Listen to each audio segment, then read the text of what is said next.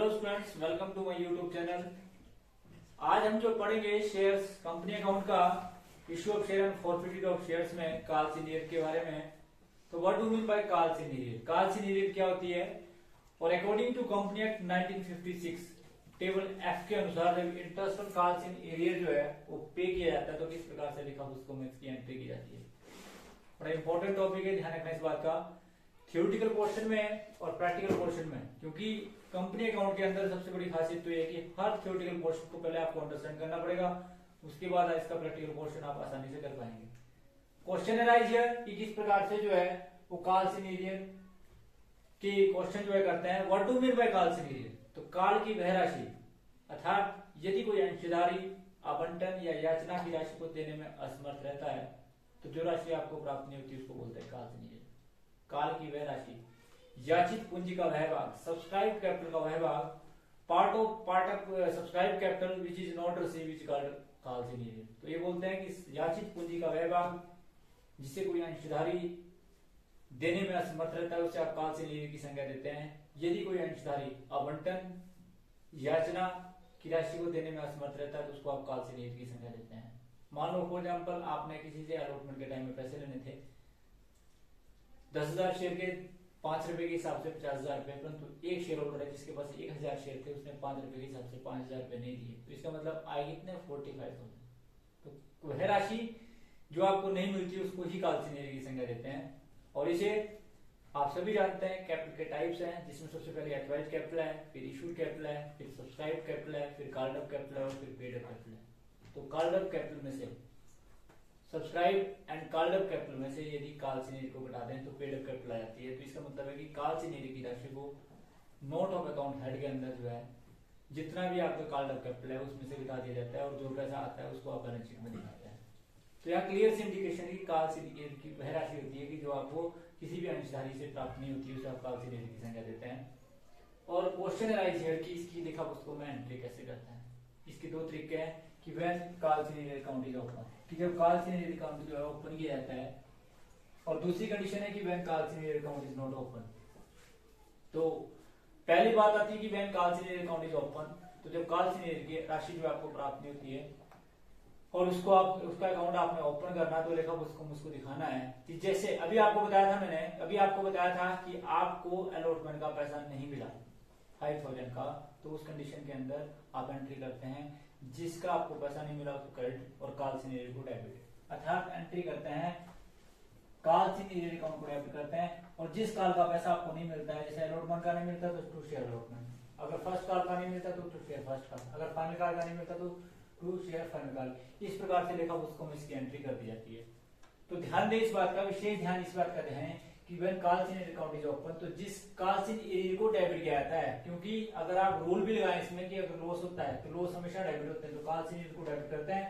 और जिसका पैसा नहीं मिला, अलॉटमेंट का पैसा नहीं मिला तो टू शेयर अलॉटमेंट, अगर फर्स्ट कॉल का पैसा नहीं मिला तो फर्स्ट कॉल, अगर सेकंड कॉल का पैसा नहीं मिला तो टू शेयर सेकंड कॉल, और अगर फाइनल कॉल का पैसा नहीं मिला तो टू शेयर फाइनल कॉल। इस प्रकार से इसकी एंट्री कर दी जाती है।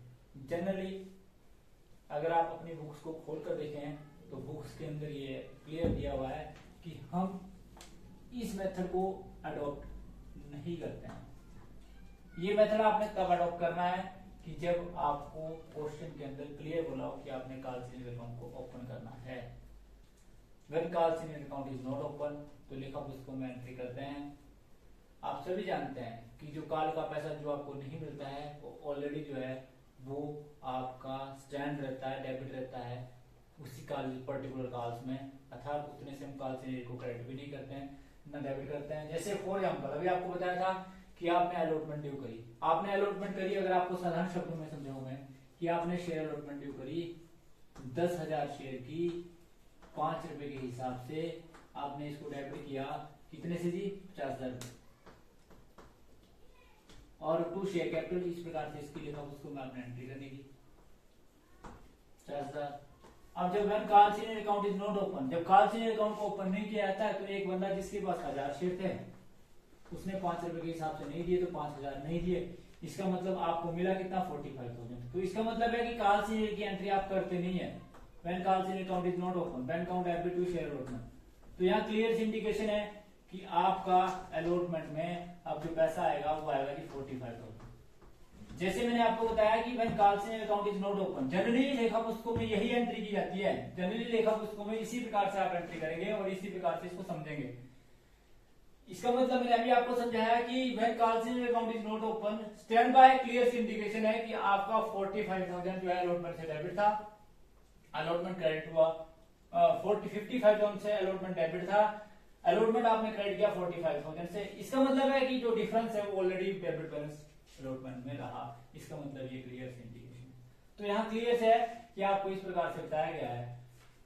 तो ये तो था जी कि किस प्रकार से जो आपने शेयर अलॉटमेंट की एंट्री करनी है या जो कॉल्सिनी की एंट्री करनी है when calls in account is open and when calls in account is not open. अगर इसी प्रकार से फर्स्ट कॉल का पैसा नहीं मिले कि एक बंदा जिसके पास 1000 शेयर थे उसने फर्स्ट कॉल के पैसे नहीं थे, मान लो 3 रुपए के हिसाब से फर्स्ट कॉल थी, तो आपने एंट्री करी पहले share first call account debit to share capital 30,000 और जो पैसा आया तो bank account debit to share allotment 3,000 नहीं आया था 27,000 इस प्रकार से लेखा पुस्तकों में इसकी एंट्री करते हैं। मतलब कॉल्सिनी अकाउंट को आपने ओपन नहीं करना है, ऑलरेडी मेंशन होगा कि वो डेबिट में बैलेंस उतना बच जाएगा जितना कॉल्सिनी की राशि है।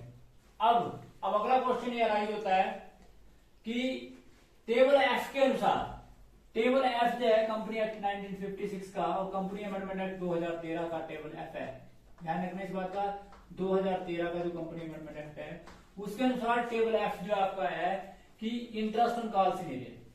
अब क्वेश्चन ये है कि इंटरेस्ट ऑन कॉल्सिनी क्या से आप क्या समझते हैं? काल की वह राशि जो किसी बंदे ने अलॉटमेंट के टाइम में नहीं दिया, फर्स्ट काल के टाइम में नहीं दिया, परंतु वह उस पैसे को बाद में देता है, तो उसके बदले में आप उससे इंटरेस्ट भी लेते हैं।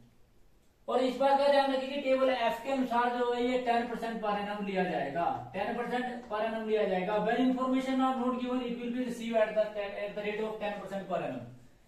व्हेन इंफॉर्मेशन आर गिवन कि इट विल बी रिसीव कि when share holder not give any type of money, तो इसका मतलब है कि एट दैट परसेंटेज जो आपके क्वेश्चन के अंदर दिए उस क्वेश्चन के अनुसार उसको उतनी परसेंट लेनी पड़ेगी। When information are not given, it is very much clear कि आप टेबल एफ को अपनाते हैं और उसके अनुसार जो आप 10% लेते हैं। और जब आप लेते हैं तो आप एंट्री करते हैं bank account debit to interest on calls in. तो आप इसकी एंट्री करते हैं bank account debit to interest on calls in, क्योंकि आप सभी जानते हैं कि जब पैसा रिसीव होता है तो बैंक डेबिट होता है और interest on calls in area. इस प्रकार से जो है लेखा पुस्तकों में एंट्री कर दी जाती है और इस प्रकार से जो है इसको आप करते हैं।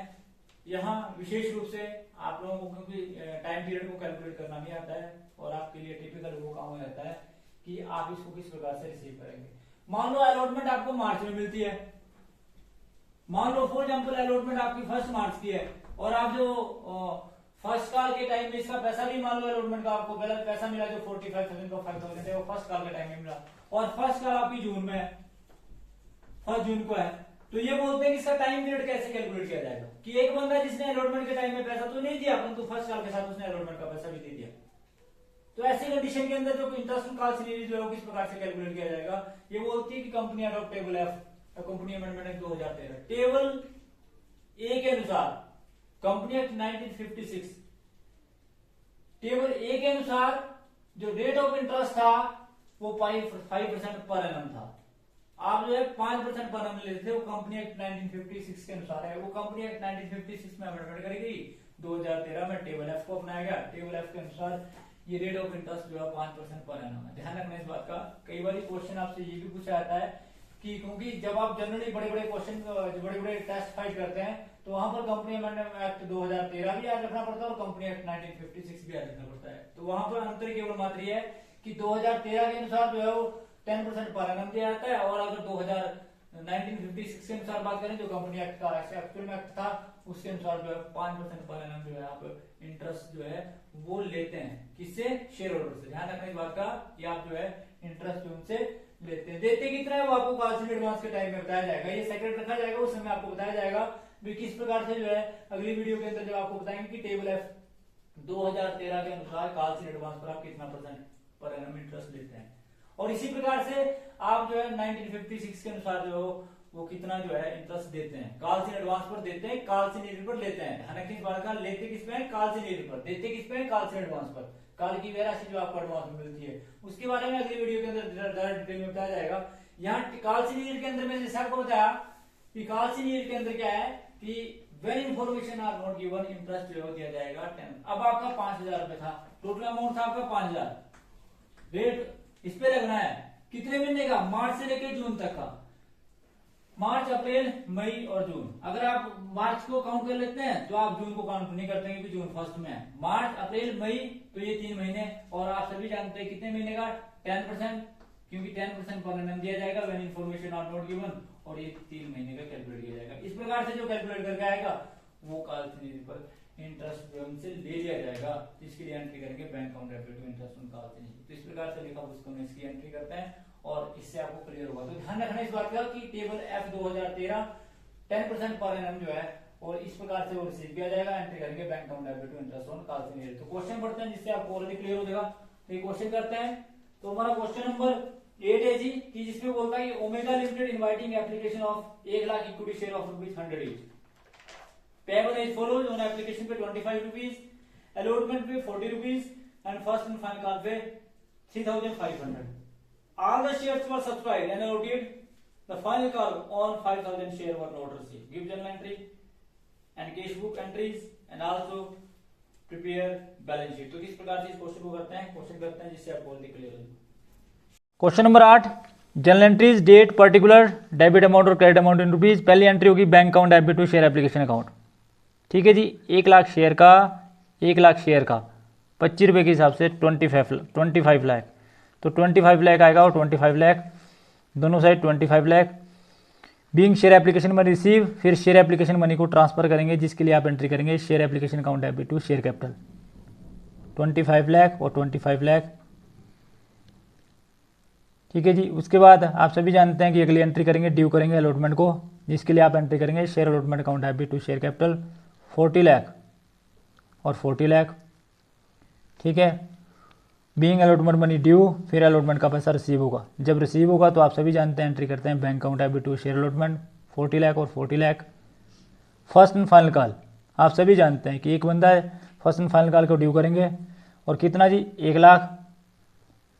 1 लाख को आप 35 से मल्टीप्लाई करेंगे तो आपके पास 35 लाख आएगा और 35 लाख ये भी आ गया आपके पास। उसके बाद being first and final call money due किया आपने, फिर रिसीव हुआ। आप सभी जानते हैं एक बंदा जिसके पास 5000 शेयर थे उसने 35 रुपये के हिसाब से नहीं दिए, तो इसका मतलब है कि 1,75,000 नहीं दिए। तो आपको जो रिसीव हुआ वो आएगा bank account debit to share first and final call 33,25,000 and 33,25,000। Being call money receive on 95,000 shares, फिर आप बैंक अकाउंट बनाएंगे। बैंक अकाउंट जब आप बनाएंगे तो बैंक का left hand side debit side and right hand side जो है क्रेडिट साइड है। Particular amount in rupees, particular amount in rupees. Share application का पैसा मिला 25 lakh to share application, allotment का पैसा मिला 40 लाख और फर्स्ट एंड फाइनल कॉल का पैसा मिला 33,25,000। इसको टोटल किया तो आपके पास आया 98,25,000 और बैलेंस कैरिड ऑन भी इतना ही आया 98,25,000। आमने सामने जो है टोटल बराबर आ गया। बैलेंस शीट में सबसे पहले बैलेंस शीट बनाएंगे तो बैलेंस शीट में particular note of account, amount in rupees, equities and liability. Working note बनाना पड़ेगा आप इसके लिए, नोट ऑफ अकाउंट। तो शेयर कैपिटल आपके पास authorised, issued, subscribed, called up and paid up capital ये आपके पास है 1 lakh. 1 lakh shares at the rate of ₹100 each, that means कि 1 करोड़। तो आपके पास आएगा जी 1 करोड़ रुपीज़। तो 1 करोड़ रुपीज़ में से आपने घटा दिया जो आपका काल सीनियर, मैंने आपको बताया था कि काल सीनियर की राशि को हटा दिया जाएगा। तो काल सीनियर आपके पास है 5000 शेयर की 35 रुपीज़ के हिसाब से, तो 1,75,000। जब 1 करोड़ में से 1,75,000 घटाया तो आपके पास आया 98,25,000। और फिर कैश एंड कैश इक्विवेलेंट के आइटम्स जिसमें कैश एट बैंक जो है आपका वो ऑटोमेटिकली आपने कैश एट बैंक बनाया था, तो 98,25,000 आया। फिर हम इसको पोस्टिंग करेंगे नोट ऑफ अकाउंट नंबर 1 की, सबसे पहले शेयर कैपिटल की। तो शेयर कैपिटल आपके पास है कितनी जी 98,25,000। यही जो है आपका टोटल भी आया क्योंकि और कोई आइटम है नहीं। तो इस प्रकार से लाइबिलिटी साइड का टोटल जो है 98,25,000 आ गया। अदर करंट असेट या नॉन करंट असेट है नहीं। करंट असेट आपके पास है कैश एंड कैश इक्विवेलेंट के आइटम्स, वो भी आपके पास है 98,25,000 और बैलेंस शीट का टोटल जो है 98,25,000। असेट साइड का टोटल जो है वो लाइबिलिटी साइड के टोटल से के बराबर है। तो इस प्रकार से ये था जी क्वेश्चन नंबर आपका 8।